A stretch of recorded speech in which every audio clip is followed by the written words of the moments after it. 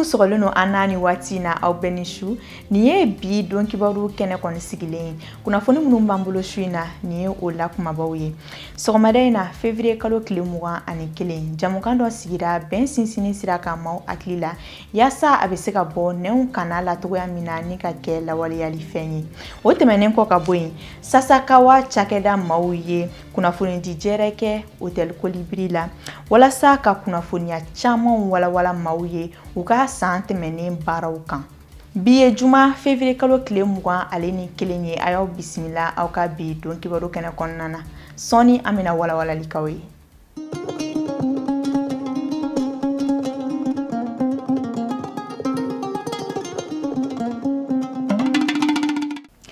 bi kɔni ye juma ye n'ale bɛnnen no février kalo tile 21 ma san 2020 a y'aw dan segu kura aw ka bi don kibaru kɛnɛ kɔnɔna la bi kunnafoni fanbaw la i n'a fɔ an y'a fɔ togoya min na sɔgɔmada in na jamukan dɔ sigira bɛn sinsini sira kan maaw hakili la yaasa a ka bɔ nɛn kana dɔrɔn na ni ka lawaleyali sira ta sigi in kɛra mali gouvernement ale ni UNESCO maaw ka bolodi ɲɔgɔnma de kɔnɔna na minisiri min ɲɛsinen no jamana kɔnɔdenw ka bolodi ɲɔgɔnma koɲɛw ma ale nɔna bilala Jean-Claude Siribe fɛ o min ye baara ani lakɔgɔli kalan minisiri ye Idrissa Badimi a n'a ka jatala Bakari Kone olu tun b'a kɛnɛ kɔnɔ jateminɛw y'a jira an ka jamana cɛmancɛ bolo fo ka taa se kɔrɔnfɛla ma maaw bɛ ka funteni ɲɔgɔn kɔrɔ fo ka taa se dankarili la ɲɔgɔn ka diɲɛlatigɛ ma o de hukumu kɔnɔna na an ka jamana ni UNESCO ye bolodi ɲɔgɔnma kɛ ni ka maaw fara ɲɔgɔn kan ka bɛn kuma fɔ ni ka denmisɛnw ta ni k'u kɛ bɛn fitina yelen ye des chutes semblent vers l'angle des périsses et des soulèvements mentaux. nin kɛnɛ in ma fɔ an ka jamana minisiri min ɲɛsinen don baarako ma n'o ye Jean-Claude Siribe ye ale bɛ ɲɛfɔli kan ye ko kɛnɛ in sigi kun ye hakili jagabɔ Mali kɛlɛko kan club UNESCO ye nin tablon kɛ ani UNESCO bureau ba ani ministère de la réconciliation nin ba ni kun ye mun ye walasa ka hakili jagabɔ kɛ baara fɛn fɛn kɛra Mali kɔnɔ kabini 2012 an ka crise wulili est-ce que minnu ɲana o minnu ma ɲɛ o an ka se ka miiriw kan ba fiɲɛ bi baara minnu na an ka se k'olu changer denmisɛnninw jɔyɔrɔ ye min ye maliyɛnw jɔyɔrɔ ye min ye an ka denbayaw kɔnɔ walasa bɛn ka sigi kelenya ka sigi kɛlɛ ka ban ani a tilala ka wele bila Mali denmisɛnnin bɛɛ lajɛlen ma fasojɔ kan welewelekan min bɛ n bolo ka ci denmisɛnninw ma o ye u k'a bila u kunna ko nin jamana nin an faw de y'a d'an ma fa ye jamana di an ma ka sɔrɔ jamana ka ɲi kɛlɛ t'a kɔnɔ donc anw tɛ se ka jamana nin di an denw ma a kɛlɛ ma n'an y'o kɛ o kɔrɔ ko an ma kɛ maa ɲɛnama ye donc an kan ka baara de kɛ walasa bɛnbaliya fɛn fɛn bɛ Mali kɔnɔ an ka se ka a bɛɛ bila walasa ka kelenya sigi an tun bɛ min dɔn fɔlɔ an faw tun bɛ min na an baw tun bɛ min na an ka kelenya sigi walasa bɛɛ ka bɛn ka sigi fan bɛɛ fɛ kɛnɛ in ɲɛnamara kosɛbɛ n'an ka seko ni dɔnko tigilama dɔ ye n'o ye Nayini Jabate ye ni dɔnkili duman dali ye kɛlɛ banni kan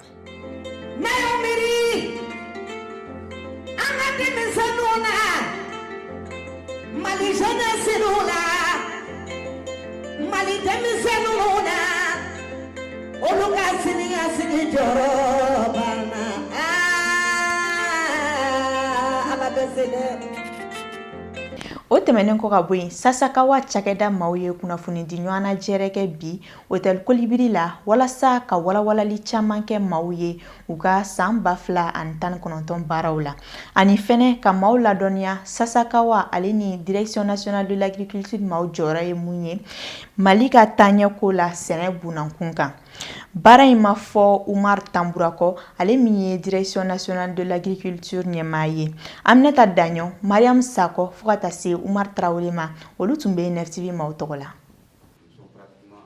ONG Sasakawa ka nin kunnafoni jɛrɛn tun bɛ tali kɛ ka ɲɛfɔli kɛ maaw ye wa san 2019 baarakɛlenw kan ani u ka jɛkulu bɛ jɔda min na an ka jamana kɔnɔ sɛnɛko la Sasakawa kɔni ɲɛsinen tɛ dɔwɛrɛ ma ka cikɛ yiriwa cikɛla ka se ka bɔ nɔgɔ la cikɛla ka se ka dunkafa sabati ayiwa ka se ka sɔrɔ yiriwa a ka se ka feereta bɔ a la ayiwa ka nafolo sɔrɔ mun b'a nafa ayiwa o de ye Sasakawa ka laɲini de ye bon an ye bi jɛ in min boloda ɲɔgɔnna jɛ in min boloda bi an ni direction nationale de l'agriculture ayiwa Mali service mun sigilen do cikɛ yiriwali yɛrɛ kunkɔrɔ an ni o de ye a boloda ɲɔgɔn fɛ parce que an bɛ sasakawa bɛ baara min na o service ka baara yɛrɛ de don donc an ta ye dɛmɛ de ye ka ɲɛsin Mali gouvernement ma donc sisan an n'u ye ɲɔgɔn fɔka bɛn k'a la k'an ka bi ɲɔgɔnnajɛ ni sigi anw ni aw walasa ka kunnafoni caman yɛrɛ kɛ ayiwa cikɛ yɛrɛ kan Mali kɔnɔ nafa jumɛn bɛ ci la Mali kɔnɔ ayiwa gɛlɛya jumɛnw bɛ cikɛ la bali k'a yiriwa ayiwa ani dɛmɛ jumɛn de bɛ se ka kɛ ani fana san tɛmɛnen kɔnɔ na sasakawa ye mun ni mun de kɛ walasa ka o gɛlɛya ninnu ayiwa fori ayiwa ani jaabi minnu sɔrɔla. ONG Sasakawa ye fɛɛrɛ jɔnjɔn sigi sen kan walasa sanni san 2023 cɛ sɛnɛ bɛ se ka don ba la cogoya min ani ka sɛnɛkɛlaw fana kɛ niyɔrɔbatigiw ye sɛnɛko la. An ye baara caman boloda ayiwa baara in bɛ boloda san kelen donc sisan nɔ an ye o san 5 in kɔnɔna na an bɛna fɛnw de bila sen kan n'an b'a fɔ minnu ma ko taabolo o taabolo ninnu minnu bɛ fɛɛrɛw de don sisan minnu b'a to an bɛ se ka cikɛla dɛmɛ cogoya min na donc o fɛɛrɛ ninnu n'an y'olu bila sen kan o fɛɛrɛ dɔ bɛ yen nɔ an b'a fɔ ma ko forodenniw o forodenni ninnu ayiwa an bɛ na ni cikɛ taabolo kuraw caman an bɛ na ni o de ye ka ɲɛ yira cikɛlaw la u k'o si filɛ u ka forodenni ninnu kɔnɔ ayiwa ni fɛɛrɛ wɛrɛw caman donc n'u ye olu si filɛ si kuraw b'o la fɛn wɛrɛw b'o la n'u y'olu si filɛ ayiwa ni en tout cas o taabolo ninnu n'a ye nafa ladon ka nafa ladon dunkafa sabatili fan fɛ ayiwa an bɛ se k'a fɔ ko ko nin forodenni nin ala tiɲɛ na fɛɛrɛ ɲumanba don ou bien an bɛ se k'a fɔ a kɛra forodenni wa a kɛra fɛɛrɛ kura wɛrɛ ye o an bɛ se k'a fɔ nin fɛɛrɛ in ayiwa fɛɛrɛ in ka ɲi a bɛ se ka mɔgɔ dɛmɛ dunkafa yiriwali la donc n'o de don ni san 5 in bɛ kuncɛ yɔrɔ min na n'an dara la tigitigi k'a fɔ ko nin fɛɛrɛ in n'an b'a fɔ o ma modèle ko o fɛɛrɛ nin k'a ka ɲi ayiwa an kɔni ka laɲini de ye gouvernement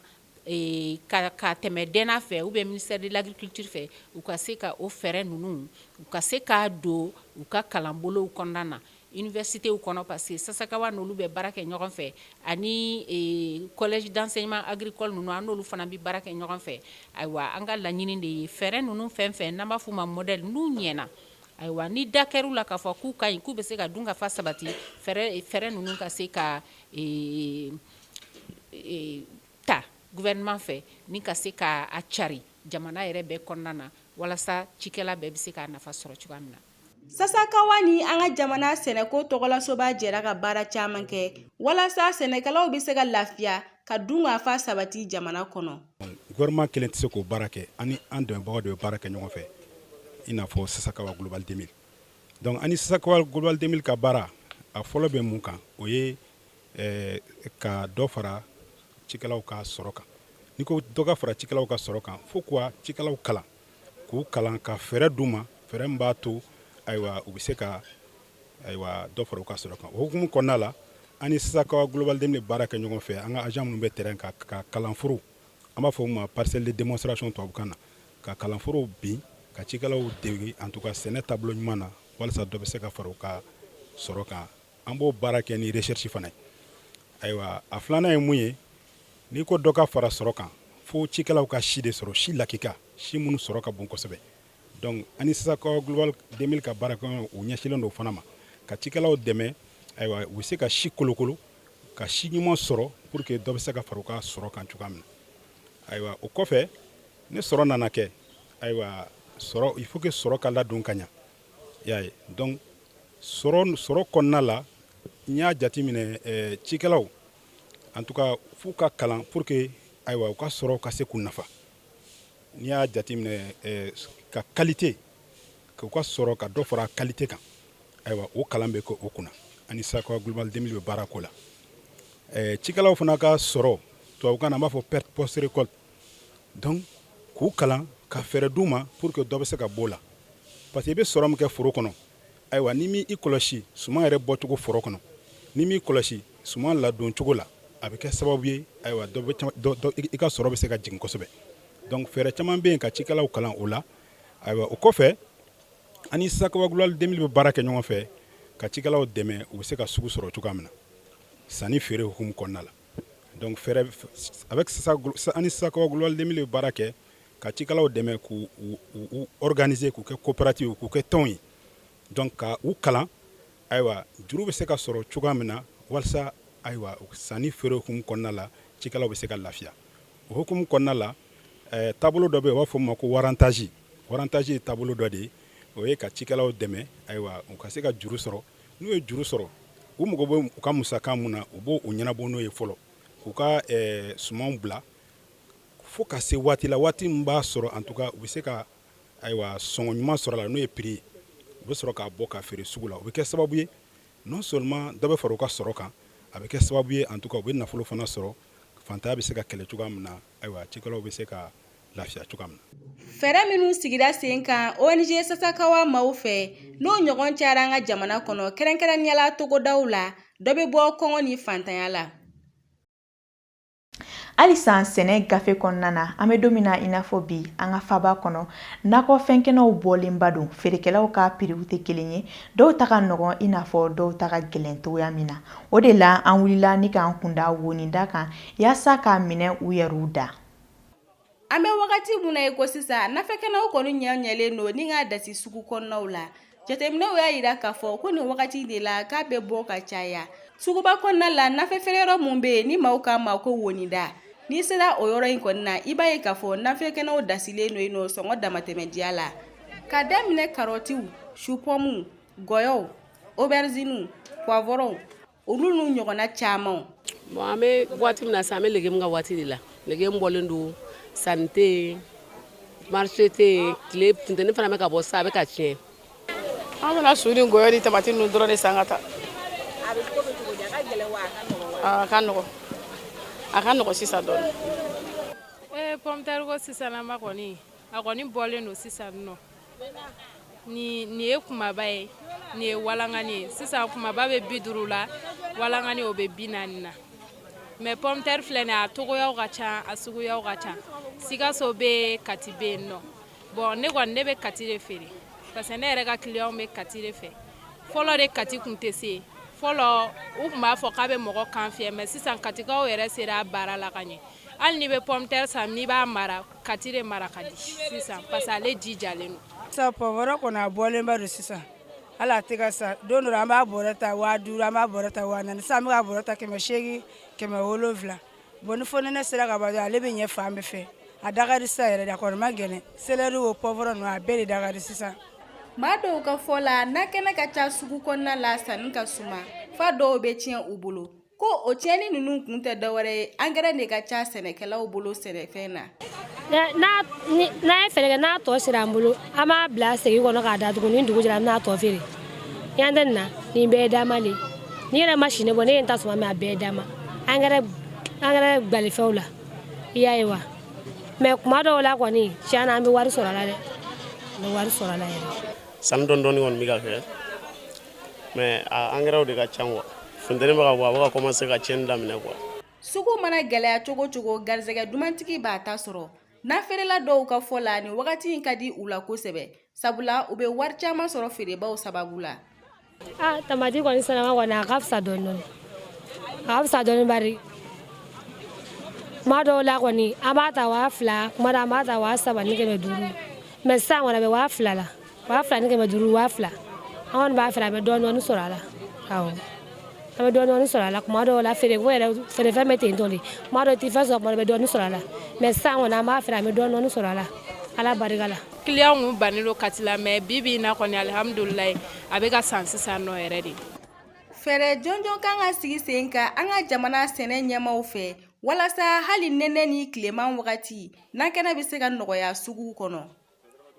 Nin tun ye Aminata Daɲɔ, Mariam Sako ale ni Umar Tarawele ka yalayala ye. O tɛmɛnen kɔ ka bɔ yen kuran ko bunankun kan a yera k'a fɔ ko nin waati na kurantigɛ bɛ ka caya kosɛbɛ kɛrɛnkɛrɛnnenya la funteni dontɔ in na. O de okumu kɔnɔ neftivi maaw ye munumunu salo kɛ faba kɔnɔ yaasa ka hakilinaw sɔrɔ.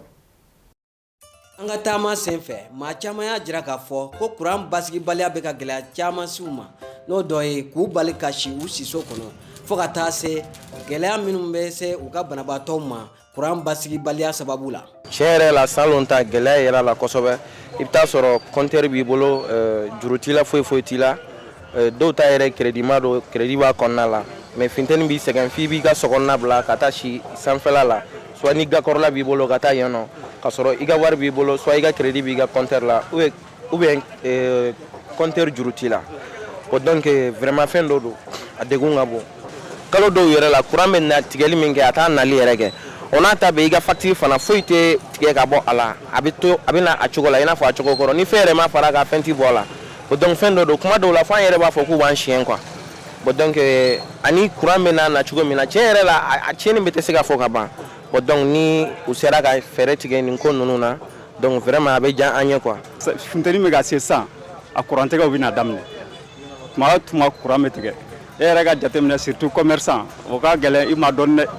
baaraw bɛ kɛ ni courant de ye sɔrɔ yɛrɛ bɛ yiriwa ni courant de ye. Donc n'a a tora ka tigɛ o fana cɛ man ɲi. Courant tigɛba min kɔni bɛ ka na sisan tiɲɛ yɛrɛ a bɛ ka degun lase an ma kosɛbɛ yɛrɛ de parce que an ka denmisɛnninw yɛrɛ ni i b'a sɔrɔ ni courant yɛrɛ tigɛla an ka denmisɛnninw olu tɛ se ka sunɔgɔ f'an m'u ta ka bɔ n'u ye kɛnɛma ka n'an sigi n'u ye kɛnɛma ka pour que u ka se ka fiɲɛ dɔ sɔrɔ an ka se ka don kɛnɛma. Bon tiɲɛ yɛrɛ an bɛ ka ɲini ɲɛmɔgɔ fɛ u ka dɔ bɔ courant tigɛba ninnu u ka courant tigɛ u ka solution ɲini an na pour que courant tigɛba ninnu ka se ka dabila cogo min na. An ka jamana baarakɛla minnu fana dahirimɛ sigilen bɛ courant na olu dɔw fana ye laɲini kɛ. Bon n'u sera ka solution kɔni k'an ye pour que an bɛ se an ka nasɔngɔw n'an ka fɛngɛw sɔrɔ cogoya min na u ka solution dɔ kɛ pour que courant tigɛ ka nɛmɛ o de ka d'an ye kosɛbɛ. Vraiment baara taalen courant ye ni courant ka tigɛliba ye a ko man d'an ye quoi ni courant tigɛra dɔrɔn an ka baara bɛ jɔ donc o la ni baara jɔra nasɔngɔ sɔrɔli bɛ gɛlɛya kuma dɔw la yɛrɛ bɛ tigɛ yɛrɛ sɔgɔma fo heure a tɛ na donc n'u sera ka solution ɲini a la kɔni a bɛ diya n ye. Dɔw fana ye laɲini kɛ n'a y'a sɔrɔ dɔ bɛ se ka bɔ courant musaka la cogoya min na. Courant tiɲɛna courant prix a man ɲi nɔ parce que courant prix ka ca kojugu n'a fɔra ko courant prix ka ca bon an bɛ ka courant fana sara bon a bɛ ka tigɛ fana tiɲɛ vraiment tiɲɛ yɛrɛ o ma nɔgɔ a ma tiɲɛ yɛrɛ a b'an ka mɔgɔkɔrɔbaw fana degunlenba de don courant tigɛ ko in na kosɛbɛ. An bɛ wele kan lase EDM mɔgɔw fana ma u ka lajɛ u ka dɔɔnin bɔ comment ça s'appelle kilowatt prix la quoi parce que kilowatt a ka girin mɔgɔw ma dɔɔnin est-ce que y'a faamu. Surtout jamana bɛ waati min na sisan pouvoir d'achat a jiginnen don. Dɔw fana da sera compteur sɔrɔli ka don i ka du kɔnɔ o gɛlɛya fana ma. Énergie la bi bi in na i bɛ taa i bɛ ka demande kɛ énergie la i bɛ se ka kalo 5 kalo 6 kɛ i t'i ka compteur sɔrɔ i b'i ka u bɛ na devis kɛ i bɛ wari sara i bɛ kalo 5 kalo 6 kɛ e t'i ka compteur sɔrɔ i bɛ taa sɔrɔ dɔw bɛ yen u bɛ taa demande kɛ tile 2 tile 3 u ka compteur bɛ d'u ma. O b'a yira jamana kɔnɔdenw olu bɛ ka différence don u ni ɲɔgɔn cɛ an bɛ wele lase gouvernement ma u ka sɛgɛsɛgɛli kɛ o ko in na walasa jamanadenw ka se ka nimisiwasa sɔrɔ o yɔrɔ in na n'i bɛ compteur kɔ i ka se ka sɔrɔ nɔgɔya la o de ka di anw ye mais n'u taara don yuruguyurugu la ka dɔw la wusa ni dɔw ye yala a tɛ ɲɛ dɔw bɛ demande kɛ walahi a délai ka jan kojugu. Dɔw fana y'a jira a ka kuma kɔnɔna na k'u tɛ courant facture sɔrɔ joona. Compteur isago ninnu ma olu fɔ an ka dɔ ninnu facture bɛ minnu la tan EDM mɔgɔw u ka agent u ka f'u ɲɛna u ka dɔ fara u ka cɛsiri kan quoi parce que olu bɛ na facture di mɔgɔw ma bi 3 jours après u bɛ na ko u nana courant tigɛ surtout délai min bɛ facture kan a ka jan dɛ mais olu tɛ na facture di à temps quoi donc fo u ka dɔ fara cɛsiri kan u ka na facture di à temps walasa client ka se ka temps sɔrɔ ka taa facture sara quoi.